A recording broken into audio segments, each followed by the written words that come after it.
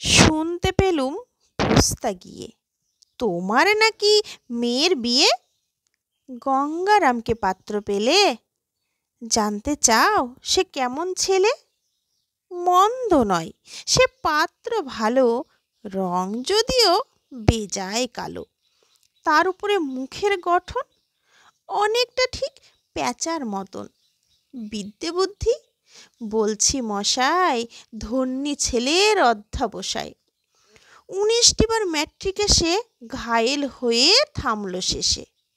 বিষয় আশায় গরিব বেজায়, কষ্টে সৃষ্টে দিন চলে যায়। মানুষ তো নয় ভাইগুলো তার, একটা পাগল একটা গোয়ার। আরেকটি সে তৈরি ছেলে, জাল করে নোট গেছেন জেলে। কনিষ্ঠটি তবলা বাজায়, যাত্রা দলে 5 টাকা পাই।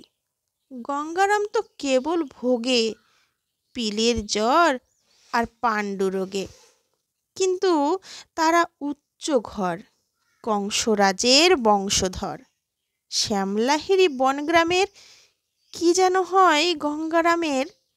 যা হোক, এবার পাত্র পেলে, এমন কি আর মন্দ ছেলে?